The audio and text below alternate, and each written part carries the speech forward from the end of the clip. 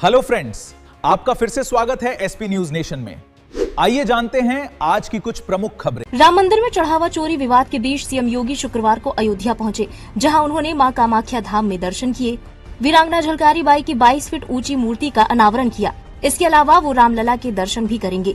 पिछले 12 साल में ये आंकड़ा सुनकर के आप भी हैरान हो जाएंगे। 25 करोड़ लोग गरीबी से बाहर निकले हैं। ये बयान प्रधानमंत्री नरेंद्र मोदी ने पेरिस में भारतीय समुदाय को संबोधित करते हुए दिया। इस दौरान उन्होंने कहा, भारत में मोबाइल मैन्युफैक्चरिंग यूनिट्स में 100 गुना की बढ़ोतरी हुई है। 100 टाइम। भारत अब दुनिया का दूसरा सबसे बड़ा मोबाइल फोन मैन्युफैक्चरर है। पूरा वीडियो कोलकाता में 21 जून को अंतर्राष्ट्रीय योग दिवस के कार्यक्रम से पहले रेड रोड बंद किए जाने का मामला हाईकोर्ट पहुंच गया। प्रधानमंत्री नरेंद्र मोदी के कार्यक्रम की तैयारियों के लिए 14 जून से सड़क बंद है। इसके खिलाफ ऑल इंडिया लॉयर्स यूनियन ने याचिका दाखिल कर आम लोगों और वकीलों को हो रही परेशानी का मुद्दा उठाया। सुनवाई के दौरान कलकत्ता हाईकोर्ट ने राज्य सरकार को निर्देश दिया कि सड़क बंद रहने तक लोगों के लोकसभा में नेता प्रतिपक्ष राहुल गांधी ने छात्रों की गूंज नाम से देशव्यापी हस्ताक्षर अभियान शुरू किया। राहुल ने एक्स पोस्ट में कैंपेन की लिंक शेयर करते हुए लिखा कि ये मुहिम पेपर लीक, परीक्षा में गड़बड़ियां, महंगी शिक्षा और बेरोजगारी जैसे मुद्दों को सरकार तक पहुंचाने का मंच बनेगा। राहुल गांधी ने छात्रों से अभियान से जुड़ने और अपने सुझाव देने की अपील की। इसी के साथ राहुल ने वीडियो जारी कर छात्रों से मिले समर्थन पर धन्यवाद कहा। कल कोटा में हमारे प्रोग्राम का बहुत बेहतरीन रिस्पॉन्स। दिल्ली हाईकोर्ट ने टेलीग्राम की याचिका को खारिज करते हुए टेम्पररी बैन हटाने से इनकार कर दिया। जस्टिस तेजस कारिया ने फैसला सुनाते हुए कहा, सरकार के पास आईटी एक्ट की धारा 69A के तहत टेलीग्राम पर बैन लगाने का अधिकार है। टेलीग्राम ने केंद्र सरकार के उस फैसले को हाईकोर्ट में चुनौती दी थी, जिसमें नीट री एग्जाम तक प्लेटफॉर्म को बैन कर दिया गया था। इस पर कोर्ट ने केंद्र से जवाब मांगा। इसके बाद सरकार की तरफ से पेश सॉलिसिटर जनरल तुषार मेहता ने हलफनामा दाखिल कर बताया, मॉनसून 5 दिन से यूपी छत्तीसगढ़ बॉर्डर पर अटका है।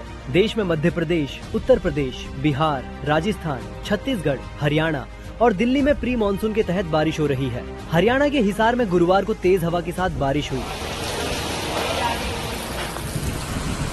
यहाँ कई गाड़ियों पर पेड़ गिरे, वहीं सिरसा में ओले भी गिरे।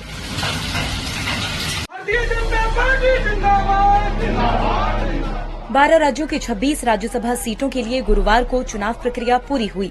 इनमें से 19 सीटें एनडीए को, इंडिया ब्लॉक को 6 और 1 सीट मिजोरम की जोराम पीपल्स मूवमेंट को मिली है।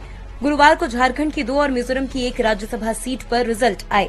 झारखंड में 1 सीट एनडीए समर्थित निर्दलीय उम्मीदवार और उद्योगपति परिमल नाथ वानी, वहीं दूसरी सीट पर झारखंड मुक्ति मोर्चा के उम्मीदवार वैद्यनाथ राम ने जीत। 20 जून दिल्ली के जंतर मंतर पर कॉकरोच जनता पार्टी एक बार फिर प्रोटेस्ट करने जा रही है।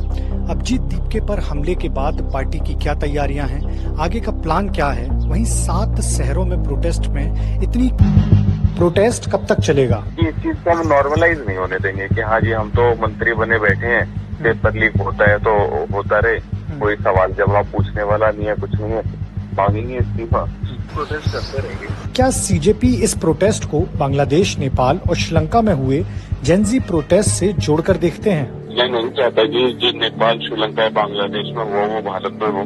और गांधी जी से हमने वही सीखा है कि एक शांति और अहिंसा के मार्ग में चलते हुए और आप लोगों से सत्याग्रह करो और संवैधानिक रूप से आंदोलन करो।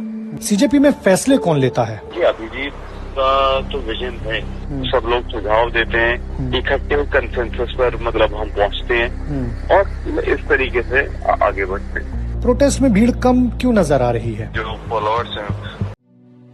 देश में 24 घंटे के भीतर नीट से जुड़े 2 छात्रों ने आत्महत्या कर ली। इसमें तमिलनाडु की 19 साल की छात्रा और गुजरात का 17 साल का छात्र शामिल है। तमिलनाडु के कोयम्बटूर में रहने वाली अनु कीर्तना ने जहर खाकर अपनी जान दी। वो नीट पास कर मेडिकल कॉलेज में एडमिशन का इंतजार कर रही थी। परिजनों के मुताबिक वो परीक्षा रद्द होने और री एग्जाम की घोषणा के बाद तनाव में थी। श्रीलंकाई ए टीम के खिलाड़ी को धक्का देने के मामले में वैभव सूर्यवंशी पर कार्रवाई की अटकलों को बीसीसीआई ने खारिज कर दिया है। दरअसल 15 जून को श्रीलंका ए और भारत ए के मैच के दौरान सूर्यवंशी और कुछ श्रीलंकाई खिलाड़ियों के बीच तीखी बहस हुई, जो धक्का मुक्की तक पहुंच गई थी, जिसके बाद बीसीसीआई सचिव देवजीत सैकिया ने कहा, मैदान पर जो कुछ भी हुआ उसमें बीसीसीआई की कोई भूमिका नहीं है। पिछले 12 साल में यह आंकड़ा सुनकर के आप भी हैरान हो जाएंगे। 25 करोड़ लोग गरीबी से बाहर निकले हैं। ये बयान प्रधानमंत्री नरेंद्र मोदी ने पेरिस में भारतीय समुदाय को संबोधित करते हुए दिया। इस दौरान उन्होंने कहा, भारत में मोबाइल मैन्युफैक्चरिंग यूनिट्स में 100 गुना की बढ़ोतरी हुई है, 100 टाइम। भारत अब दुनिया का दूसरा सबसे बड़ा मोबाइल फोन मैन्युफैक्चरर है।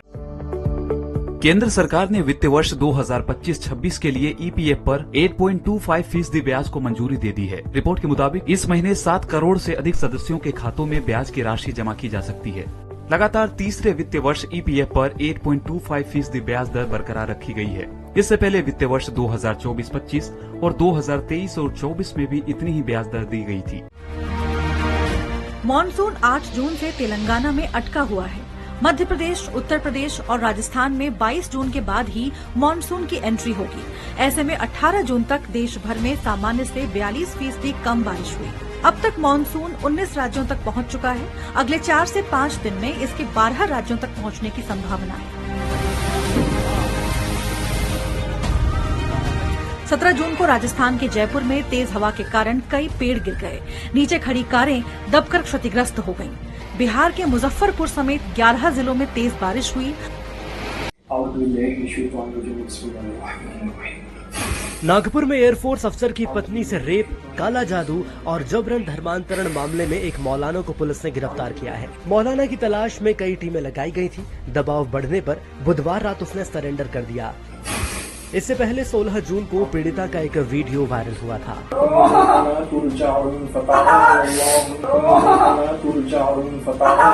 24 साल की पीड़िता ने आरोप लगाया कि उसके क्लासमेट अयाज ने प्रॉपर्टी डीलिंग के बहाने रेप किया, धार्मिक मंत्र फूके और जबरन कबूल है कहलवाया।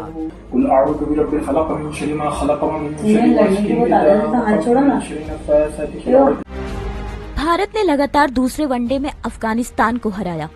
लखनऊ के इकाना स्टेडियम में टीम इंडिया 402 रन पर ऑल आउट हो गई। वनडे इतिहास में पहली बार कोई टीम 400 से ज्यादा रन बनाकर ऑल आउट हुई। भारत ने 8वीं बार 400 या उससे ज्यादा रन बनाए। टीम ने इस मामले में साउथ अफ्रीका की बराबरी कर ली है। वहीं वनडे में पहली बार 2 भारतीयों ने 80 से कम गेंद में शतक लगाया। गिल ने 77 और किशन ने 71 गेंद में अपनी सेंचुरी पूरी की।